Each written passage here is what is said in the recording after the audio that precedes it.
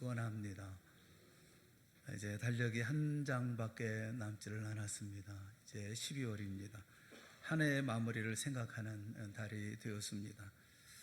저는 늘 궁금했던 것이, 왜 하나님은 세상을 만드실 때 하나님이 보시기에 좋은, 하나님께서 기뻐하시는 모습으로 만드셨는데, 그런데 아침에 해가 뜨고 또 저녁에 해가 지게 하셔서 이 하루를 왜 만드셨을까? 그냥 쭉 이렇게 살게 하지 아니하시고 하루를 꼭 쉬게 밤을 만들어 주셨을까? 봄, 여름, 가을, 겨울을 우리에게 주셔서 한 해라는 1년을 만들어 주시고, 또 그것을 쪼개서 한 달 한 달을 만드신 이유가 뭘까? 아마도 그것은 시작하고 마무리하고 또 시작하고 마무리하도록 하신 것이 아닐까 싶습니다. 모든 인생과 모든 일에는 시작이 있지요. 그리고 마지막 마무리가 있게 마련입니다. 그것을 훈련하도록 하루를 주셔서 시작하고 마무리하고 또 시작하고 마무리할 수 있도록 하신 것이 아닐까, 그런 생각을 해봐요. 무엇이든 시작도 정말 귀하고 아름답습니다. 하지만 마무리를 아름답게 하는 것은 정말 중요합니다. 아무리 시작이 좋아도 마무리가 시원찮으면 그동안의 노력이나 업적은 제대로 평가가 될 수 없습니다. 심지어 무의로 돌아갈 수도 있습니다. 이스라엘의 초대 왕이었던 사울 왕을 보십시오. 시작은 얼마나 좋았습니까? 그런데 끝이 나쁘죠. 사울은 역사가 지속되는 한 실패한 왕으로 기억이 될 것입니다. 학자들은 그런 얘기를 하죠. 공적 연설에서 가장 중요한 부분은 결론이다, 그런 얘기를 해요. 아무리 좋은 내용을 많이 말했다 하더라도 결론을 제대로 맺지 못하면 그 연설은 실패한 것이 될 수밖에 없다, 그렇게 얘기를 합니다. 마무리를 잘한다고 하는 것, 이것은 비단 이별이라든가 무슨 죽음이라든가 또는 연설의 얼른 결론, 여기에만 해당되는 것은 아닙니다. 실제로 아름다운 마무리는 잘 사는 것을 의미합니다. 마무리는 우리가 수시로 대하는 삶의 현실이기 때문에 그렇습니다. 우리가 초등학교, 또 중학교, 고등학교, 대학교, 이렇게 학교를 마무리하고 또 삶의 다음 단계로 이동하지 않습니까? 한 직장을 마무리하고 다른 곳에서 새로운 시작을 하기도 합니다. 어떤 프로젝트를 마무리하고 또 새로운 것을 시작합니다. 연극이나 운동 경기에 빗대어 말하자면 우리는 인생의 1막 또는 전반전을 마무리합니다. 전혀 다른 또 다른 2막 또는 후반전을 시작하죠. 때로 우리는 어떤 지역에서 생활을 마무리하고 또 다른 지역으로 옮기기도 합니다. 우리는 매년 한 해를 마무리하고 새해를 맞습니다. 매달, 매주를 마무리하고 매일, 매 순간을 마무리합니다. 그리고 그 다음 시간을 맞아드립니다. 이 모든 마무리를 아름답게 한다면 우리의 인생도 자연히 아름답게 되지 않겠습니까? 그래서 아름다운 마무리라고 하는 것은, 좋은 마무리라고 하는 것은 아름다운 삶 또는 잘 사는 삶을 의미하기도 합니다. 오늘 우리가 읽었던 여호수아서 10장은 가나안 정복에 대한 이야기입니다. 우박을 내리시고 또 태양을 멈추는 사건을 통해서 예루살렘 왕이었던 아도니네세덱 그 연합군과 맞아 전쟁하며 큰 승리를 여호수아는 거두게 되어집니다. 그리고 그 승리의 여세를 몰아서 나머지 싸움에서 연전연승 승리를 이루어 나아갑니다. 15절 이하의 말씀은 가나안 정복을 마무리하는 그런 싸움이다, 이렇게 볼 수가 있어요. 근데 이 싸움을 보면 여호수아는 이 마무리 전쟁을 하면서 아주 잘 수행합니다. 전혀 흔들림이 없습니다. 전혀 변함이 없습니다. 시작과 끝날 때까지 전혀 변함이 없이 그대로 잘 이어나갑니다. 그래서 오늘 말씀을 보면서 좋은 마무리는 어떤 마무리일까, 어떻게 마무리하는 것이 좋은 마무리일까 하는 것을 우리가 여기서 볼 수가 있어요. 어떤 마무리가 가장 좋은 마무리냐 하면, 오늘 본문에 말씀하고 있는 것처럼 하나님이 명령하신 것처럼 마무리하는 게 좋은 마무리입니다. 그 28절 또 30절 그리고 32절, 35절, 37절, 39절 말씀은 동일한 말씀입니다. 28절 말씀에 보면 막게다 왕에게 행한 것이 여리고 왕에게 행한 것과 같았더라. 그러니까 막게다 왕에게 행한 것이 여리고에서 했던 것과 같이 했다, 이렇게 말씀을 합니다. 30절 말씀에 보면 림나에 승리할 때에도 같은 말씀이 반복됩니다. 그 왕에게 행한 것이 여리고 왕에게 행한 것과 같았더라. 그렇게 말씀을 해요. 여리고 왕에게 했던 것과 똑같이 이렇게 모든 전쟁에 임합니다. 또 32절에 보면 라기스와의 전쟁에서 승리할 때 그때는 림나에 행한 것과 같았더라. 림나와 전쟁이 끝났을 때 여리고 왕에게 행한 것과 같이 했다고 하면 림나에게 행한 것도 역시 똑같았다는 것이죠. 35절에 에글론에 승리했을 때 라기스에 행한 것과 같았더라. 37절에 헤브론에 승리했을 때 에글론에 행한 것과 같았더라. 39절에 드빌에 승리했을 때 림나와 그 왕에게 행한 것과 같았더라. 그러니까 다 같았다는 거예요. 모든 전쟁이 시작도 끝도 똑같았다는 겁니다. 항상 같은 그런 전쟁을 벌였다는 거예요. 결론처럼 말씀하고 있는 게 40절이에요. 40절 말씀을 우리 다 같이 한번 같이 읽어보겠습니다. 시작. 이와 같이 여호수아가 그 온 땅 곧 산지와 내겝과 평지와 경사지와 그 모든 왕을 쳐서 하나도 남기지 아니하고 호흡이 있는 모든 자는 다 진멸하여 바쳤으니 이스라엘의 하나님 여호와께서 명령하신 것과 같았더라. 무엇과 같은 것입니까? 여리고 왕에게 행한 거, 또 림나에게 행한 거, 라기스에 행한 거, 에글론에 행한 거, 이런 모든 것은 여호와 하나님께서 명령하신 것과 같았더라.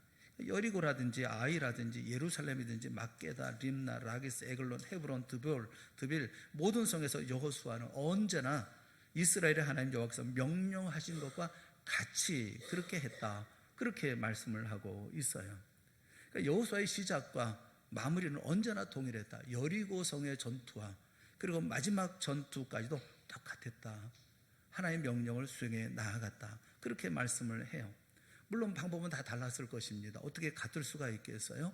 여리고 성의 전투와 아이 성의 전투가 달랐던 것처럼 모든 성의 전투가 같지 않겠죠.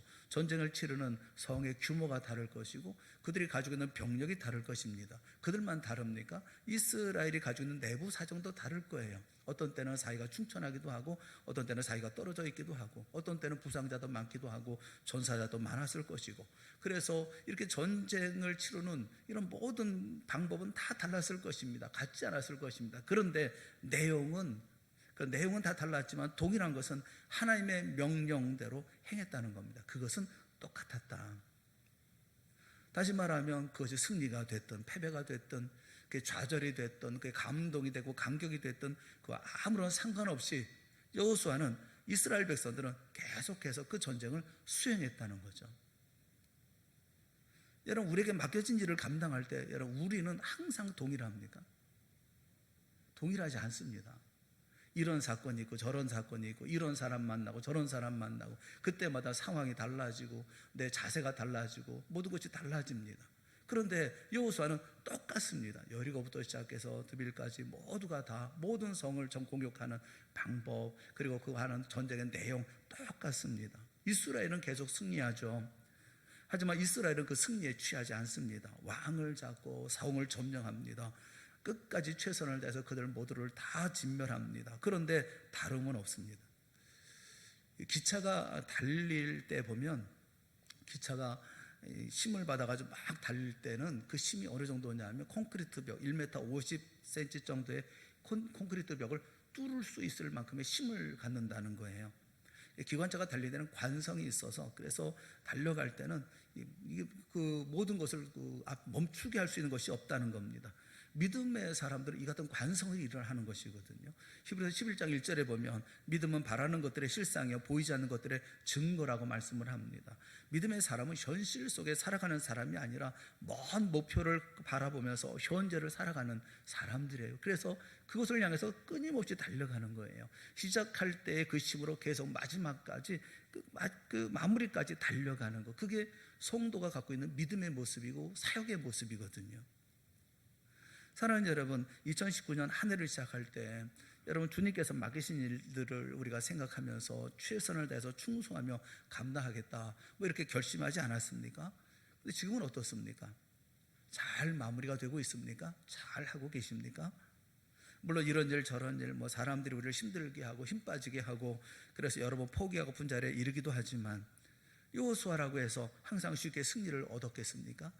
가난의 승리에는 힘겨운 승리도 있었을 것입니다. 어떤 때는 내가 왜 이 일을 맡았을까 싶은 그런 전쟁도 있었을 것입니다. 그런데 성경은 한결같이 똑같이 그 전쟁을 수행했다, 그렇게 말해요. 시작과 마무리가 똑같았다는 것입니다. 우리 모두 다 여호수아와 같기를 바랍니다. 시작했던 일들을 끝까지 주님의 명령을 수행하면서 마무리하는 우리 모두가 다 되어질 수 있기를 주님의 이름으로 축원합니다. 마무리해야 할 12월이거든요. 마지막까지 모든 일을 잘 마무리해야 되거든요. 그렇다면 우리가 궁금한 것이 어떻게 시작과 마무리가 이렇게 똑같을 수가 있을까? 여호수아와 그 군대, 이스라엘의 군대는 처음부터 마지막까지, 시작부터 마무리까지 어떻게 한결같을 수가 있었을까? 같았더라. 여호와의 말씀을 순종하는 그 모든 삶이 같았더라. 어떻게 같을 수가 있었을까? 그 비결은 무엇일까? 그 비결이 있어요. 두 번째는 그래서 이스라엘이 가지고 있었던 비결입니다. 그것은 길갈이에요. 길갈이 중심이 되어서 시작하고 길갈이 중심이 되어서 마무리가 되었기 때문에 그렇습니다. 어떤 일인지 중심이 있으면 흔들리지 않습니다. 이스라엘의 중심은 길갈이었어요. 다시 말하면 길갈에서 무장하고 싸우러 나갑니다. 승리하고는 다시 길갈로 돌아와서 휴식합니다. 그리고 다시 재무장해서 길갈에서 다시 싸움터로 나아갑니다. 우리 15절 말씀 한번 다 같이 보죠. 여호수아서 10장 15절 말씀 다 같이 보겠습니다. 시작. 여호수아가 온 이스라엘과 더불어 길갈 진영으로 돌아왔더라. 자, 여호수아서 그러면 맨 마지막에 10장의 마지막 절 43절 다시 같이 보죠. 시작. 여호수아가 온 이스라엘과 더불어 길갈 진영으로 돌아왔더라. 똑같죠. 같습니다. 길갈은 지역의 이름이에요. 성경을 자세히 읽어보면 이스라엘 백성들에게 길갈은 아주 중요한 곳이라는 것을 알 수가 있습니다. 하나님이 이스라엘 백성들을 광야에서 이끌고 가나안 땅에 들어갑니다. 들어갈 때 요단강을 건너게 되어지는데 마침 그때가 장마철이라서 그 요단강을 건너갈 때 그 뚜개까지 물이 찰랑찰랑할 정도로 물이 넘쳤다고 말씀을 해요. 어떻게 건너가야 될 것인가? 어려운 가운데 있을 때 하나님이 명령하죠. 제사장들이 법궤를 메고 언약궤를 메고 요단강에 들어서라, 그 말씀하시죠. 제사장들이 법궤를 메고 요단강에 들어서자 저 위에서부터 물이 끊어집니다. 그리고 그 가운데 섰을 때는 그 요단강이 마른 땅처럼 다 이렇게 벌판처럼 되어져 버리고 말죠. 그래서 백성들이 그 강을 마른 땅으로 건너갑니다. 그리고 난 다음에 그들이 한 일이 있습니다. 요단강 동편에서 돌 12개를 취해옵니다. 요단강 동편 건너가서 돌 12개를 취해서 제사장들이 서 있었던 그곳 가운데 법궤를 메고 서 있었던 요단강 한가운데다가 12개의 돌을 세웁니다. 그리고 그곳에 그 기념비를 세우죠. 그리고 난 다음에 요단강을 건너가서 그리고 처음 친친 곳이 길갈이에요. 그곳에서는 요단강에서 가져온 돌, 요단강 그 물속에 있었던 그 돌들을 12돌을 가져와서 그 돌을 길갈에다가 세웁니다. 12돌을 세우는 이유는 하나님은 능력의 하나님이시다. 우리를 위해서 하나님은 이렇게 하셨다. 우리는 바로 그 하나님의 백성이라는 것을 역사적으로 보여주는 증거로 세운 것이죠. 그래서 백성들은 항상 싸우러 나갈 때 길갈에서 출발합니다. 그 전쟁을 치르고 돌아올 때 길갈로 돌아옵니다. 싸우고 난 다음에 돌아오는 것은 길갈이었습니다. 무엇을 하든지 제일 먼저 진을 친 길갈에서 출발하고 길갈로 돌아옵니다.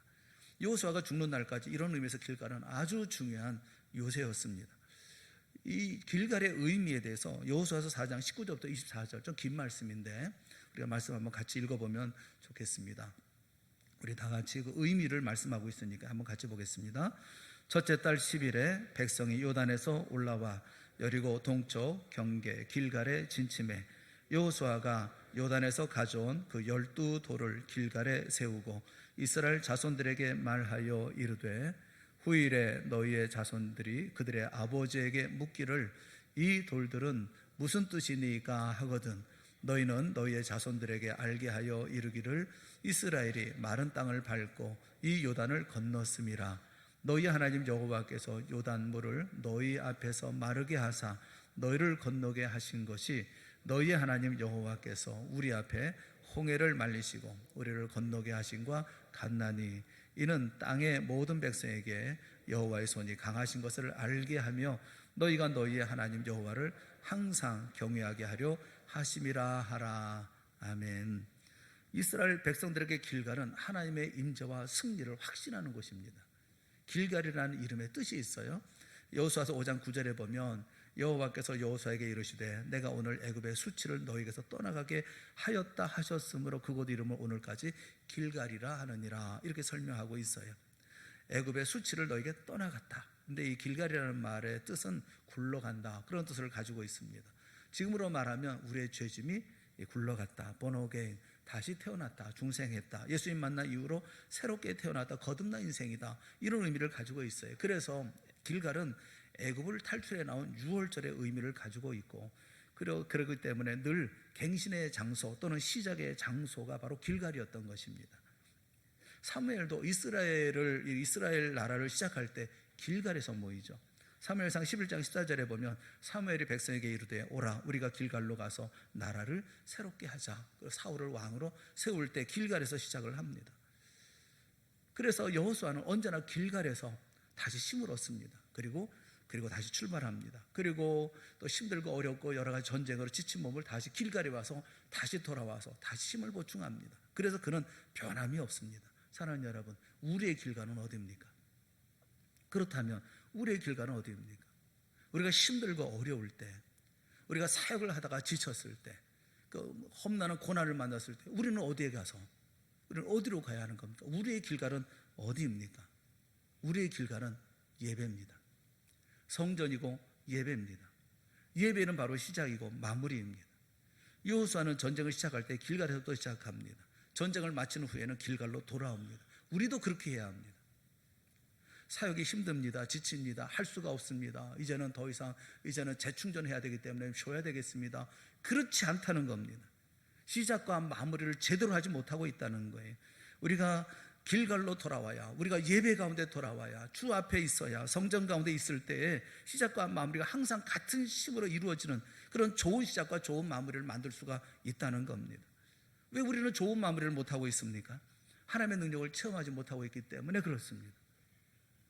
우리도 예배의 회복이 필요합니다.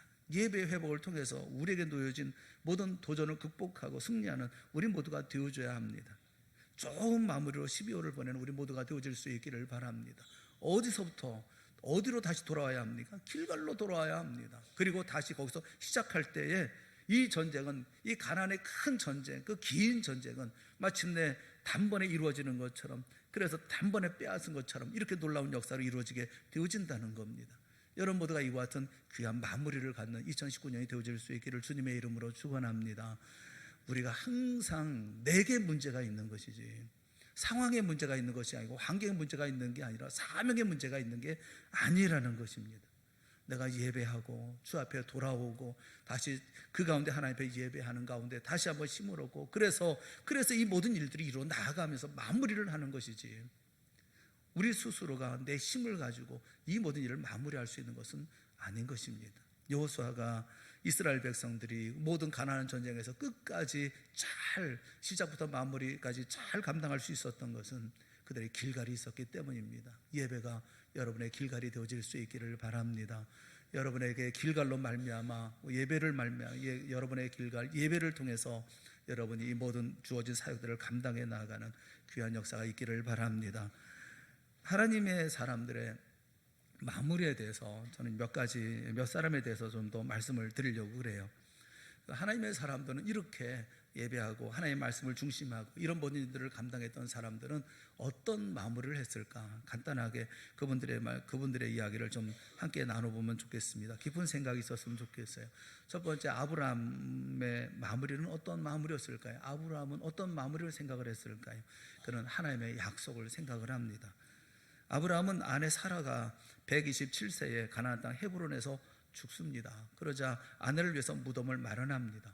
그 무덤이 해쪽 속에게서 땅을 구입해서 거기에 아내 사라를 장사하는데, 이것이 창세기 23장에 그 이야기를 자세하게 설명을 합니다. 이 장사를 지내기 위해서 에브론의 밤머리에 있는 막벨라 굴을 가리키면서 충분한 대가를 낼 테니까 사용할 수 있도록 해달라라고 아브라함이 요청을 합니다. 그런데 에브론은 그 밭을 그냥 주겠노라, 그리고 동족 앞에서 내가 맹세할 테니까 그것을 장지로 사용하라, 흔쾌히 내놓습니다. 그런데 아브라함의 태도가 좀 이상합니다. 아브라함이 그냥 주겠다고 얘기하는데도 몸을 굽히면서 간곡한 말로 그 밭의 값을 지불하겠다라고 말합니다. 그래서 결국은 아브라함이 은 400세가를 땅값으로 내고 헤브론의 밭과 거기에 속한 굴 그 분의 모든 나무를 소유로 자기 소유로 합니다.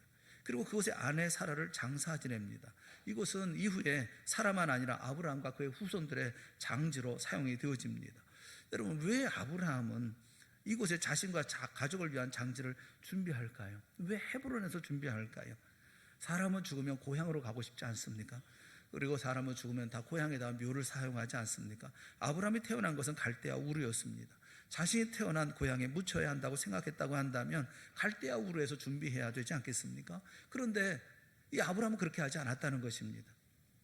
왜 그랬을까요? 아브라함은 하나님의 약속을 생각합니다. 여기까지 인도하시고 삶의 자를 허락하신 하나님의 역사를 알고 믿었기 때문에 바로 여기에 가족을 위한 장지를 마련하는 것이죠. 하나님이 허락하신 이곳을 자신만 아니라 나만 아니라 내 가족만 아니라 후손들이 계속해서 이거 이어나갈 수 있기를 원하는 것입니다. 하나님의 약속에 있는 이곳을 후손들이 떠나지 아니하고 계속 소중히 여기를 바라는 그런 마음이 있는 것이죠. 그래서 쉽게 얻으려 하지 않고 충분한 값을 지불해서 이 장소에 특별한 의미와 가치를 부여했던 것입니다. 그리고 자녀들로 하여금 이곳을 떠나지 못하게 했던 것입니다. 아브라함의 무덤은 그런 곳이었고 자녀들에게 하나님의 약속의 땅을 생각하며 떠나지 않도록 하는 그것이 바로 아브라함의 삶의 마무리였던 것이죠. 아브라함의 마무리는 반드시 이루어질 하나님의 약속을 준비하는 것이었습니다. 요셉의 마무리는 무엇일까요? 요셉의 마무리는 용서였습니다. 요셉의 아버지 야곱이 죽자 요셉의 형들은 근심에 빠졌습니다. 자신들이 지난날 아버지의 사랑을 독차지했던 요셉을 시기해서 상인들에게 노예로 팔았기 때문에 그렇습니다. 그 후에 요셉은 수많은 어려움과 환난을 겪었습니다. 요셉의 형들은 보복을 당할 것을 두려워했죠. 그래서 요셉을 찾아와 아버지 야곱이 죽자 요셉을 찾아와 엎드립니다. 우리는 당신의 종들이니이다 라고 고합니다. 그런데 이때 요셉은 창세기 50장 19절 말씀해 보면 요셉이 그들에게 이르되 두려워하지 마소서 내가 하나님을 대신하리이까 라고 그들에게 위로하고 격려합니다. 21절에 보면 내가 당신들과 당신들의 자녀를 기르리이다 하고 그들을 간곡한 말로 위로하였더라 라고 말합니다. 형들을 위로하고 용서합니다. 요셉은 원망과 불평, 비난이 아닌 용서와 화해, 축복의 말로 형제들을 용서합니다. 신학자인 미로슬라브 볼프라고 하는 분은 용서가 무엇인지에 대해서 이렇게 설명을 하고 있어요. 먼저 용서라는 것은 잘못된 행위를 지적하고 나무라는 것입니다. 그렇지만 이에 그치지 않고 가해자에게 일종의 선물을 베풉니다. 이것이 용서의 핵심입니다. 잘못된 행동의 책임을 가해자에게 돌리지 않는 것입니다. 그래서 용서는 가해자들의 무거운 짐을 벗게 하고 실제적인 부채를 너그럽게 탕감해 주는 것입니다 라고 설명을 합니다. 요셉은 악연으로 시작된 형제들과의 관계, 이 모든 관계의 마무리를 용서와 화해, 탕감으로 마무리합니다. 요셉의 마무리는 화해와 용서였습니다. 모세는 어떻게 마무리할까요? 모세의 마무리는 후계자였습니다. 모세는 애굽의 왕자에서 양치기 그리고 민족의 지도자까지 파란만장한 삶을 살았습니다. 애굽의 왕 바로의 공주의 아들 된 거, 또 동족을 위해서 애굽 사람을 때려 죽인 거, 미디안 땅으로 도망쳐서 양떼를 치던 거, 떨기나무 가운데 일어난 불꽃에서 여호와의 사자를 만나서 하나님이 주시는 소명을 받게 되어진 거, 그리고 고통 중에 있는 이스라엘 백성을 애굽 사람의 손에서 건져내어서 아름답고 광대한 땅, 젖과 꿀이 흐르는 땅인 가나안으로 인도한 거, 이 모든 것은 모세가 결코 잊을 수 없는 일들이었습니다. 그런 그에게 사역의 마무리를 해야 될 시점이 되었을 때 그는 후임자를 세우는 것으로 그는 마무리합니다. 비록 그의 눈은 흐리지 않았다라고 말씀합니다. 그의 눈은 아직도 빛을 잃지 않았습니다. 기력은 정정했습니다. 충분히 가나안 땅에 들어갈 수 있었고 전쟁도 능했습니다. 하지만 그는 자신의 후임으로 여호수아를 세우고 기꺼이 축복했던 것입니다. 욕심도 내려놓고 미련도 내려놓고 아쉬움도 다 내려놓았습니다. 오직 자신을 대신할 사람을 기쁨으로 세우고 그와 이스라엘을 축복합니다. 모세의 마무리는 다음 지도자를 세우는 것이었습니다. 다윗의 마무리는 어떠한 것이었을까요? 다윗의 마무리는 자기 인생의 교훈이었습니다. 다윗은 인생의 수많은 사건들을 경험합니다. 한 집안의 막내 아들로 태어나서 양을 치던 목동이었던 그가 어린 나이에 사무엘 선지자에게 왕으로 기름 부음을 받고 블레셋 장수였던 골리앗을 이기기도 하지만 사울 왕에게 쫓겨서 도망자 신세가 되어서 불안한 세월을 보내야만 했었습니다. 우여곡절 끝에 이스라엘의 왕이 되지만 밧세바를 범한 일로 말미암아서 하나님 앞에 큰 책망을 듣습니다. 그리고 가정의 우환은 끊이지를 않았습니다. 하나님의 성전을 건축하는 것조차 허락되지 않았습니다. 다윗은 어떻게 마무리했을까요? 아들 솔로몬을 불러놓고 삶의 지침을 알려줍니다. 자기가 살았던 삶을 다 정리해서 얘기를 해줍니다. 열왕기상 2장 2절과 3절입니다. 열왕기상 2장 2절과 3절 다 같이 한번 읽어봅시다. 시작. 너는 심서 대장부가 되고 네 하나님 여호와의 명령을 지켜 그 길로 행하여 그 법률과 계명과 율례와 증거를 모세 율법에 기록된 대로 지키라. 그리하면 내가 무엇을 하든지 어디로 가든지 형통할지라. 다른 사람의 평가와 시선이 삶의 기준이 되어버린 사람들이 많습니다. 소유와 재산은 얼마인지, 어디 출신인지, 얼마나 공부했는지, 얼마나 가지고 있는지. 하지만 이런 모든 것은 언제든지 달라질 수가 있습니다. 변하는 기준의 삶을 맞춘다는 것은 참 고단합니다. 행복한 삶을 살아가기 어렵습니다. 매 순간 다른 사람과 비교하고 그들의 눈치를 보면서 사는 것은 긴장의 연속일 뿐입니다. 다윗에게 있어서 중요한 것은 하나님의 가르침과 말씀을 따라 사는 것이었습니다. 가정에 그리고 부모에게 하나님의 말씀과 가르침이 실지 않느냐, 그렇게 살고 있느냐는 것이었습니다. 그리고 그것을 자녀에게 당부하고 남기는 것이야말로 삶의 유산을 남기는 현명하고 지혜로운 마무리라고 생각을 했습니다. 다윗은 자신의 삶을 통한 귀한 교훈을 전해주는 것으로, 그리고 남겨주는 것으로 마무리를 합니다. 예수님의 마무리는 무엇일까요? 요한복음 13장 1절에 있는 말씀을 우리 한번 다 같이 한번 읽어봤으면 좋겠어요. 요한복음 13장 1절 좀 띄워주시죠. 우리 다 같이 보겠습니다. 시작.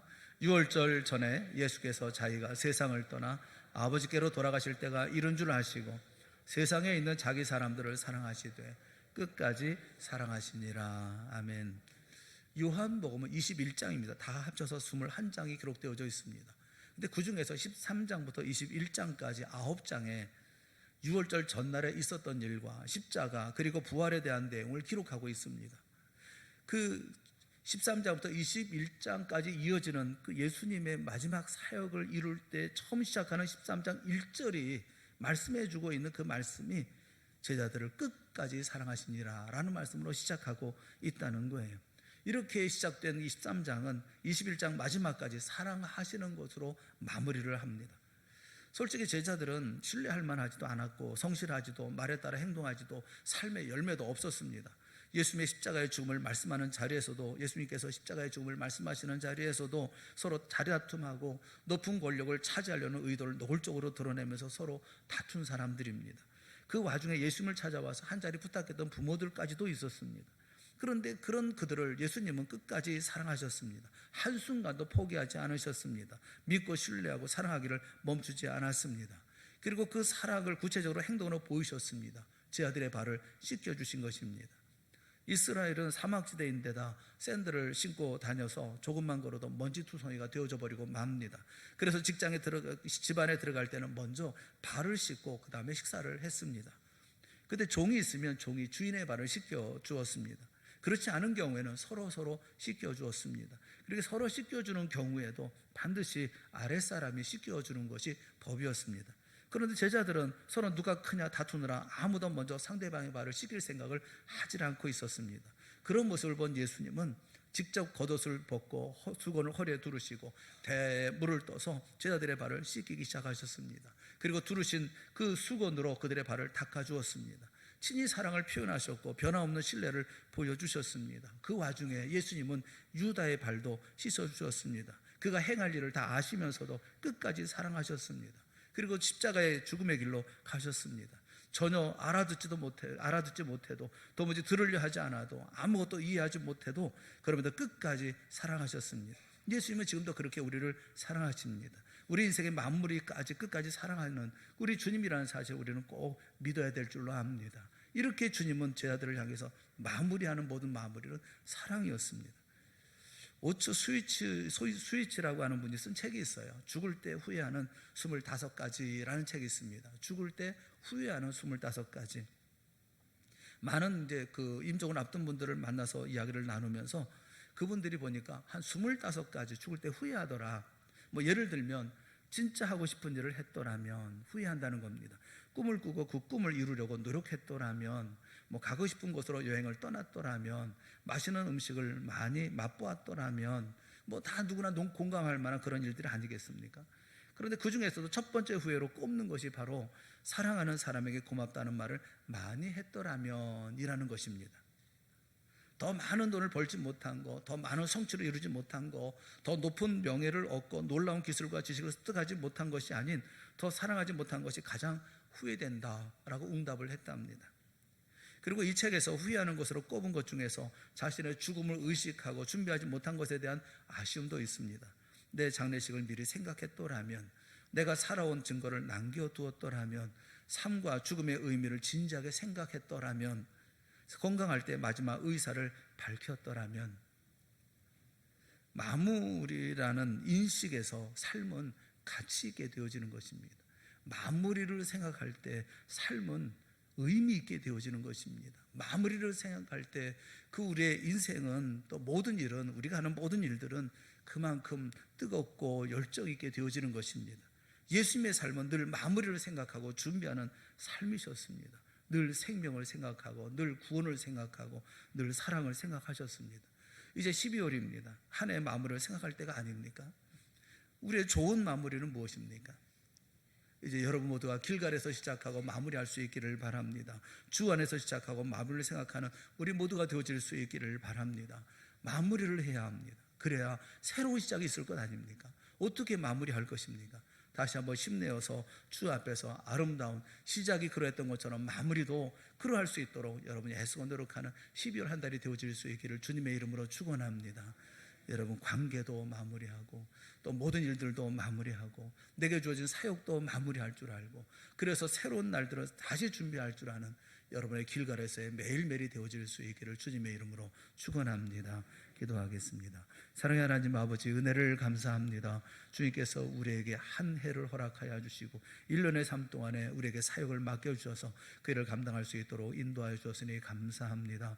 그러나 우리가 사역을 우리 이루는 모든 동안에, 우리가 행하는 동안에 얼마나 많은 걱정과 두려움, 그리고 불평과 원망이 있었습니까? 주님, 우리의 길가를 찾지 않았기 때문이 아니었습니까? 방황했던 우리들을 용서하시고 이제 마무리를 잘 감당할 수 있게 하시고 새로운 시작을 준비하는 우리 모두가 다 되어질 수 있도록 은혜 베풀어 주시옵소서. 사역의 마무리가 있게 하시고, 그리고 우리 인생의 또 다른 마무리를 생각하게 하여 주시옵시고, 관계에 있어서의 마무리와 또 다른 시작을 기대하는 저희 모두가 다 되게 하여 주시옵시고, 무엇보다도 한 해를 마무리하고 또 다른 한 해를 주님과 함께 시작하는 새로운 시작을 염원하고 기대하고 또 소망하고 기도하며 준비하는 우리 모두가 또한 되게 하여 주시옵소서. 예수님의 이름으로 간절히 기도드리옵나이다. 아멘. 우리 다 같이 자리에서 일어나셔서 330장 찬송하겠습니다.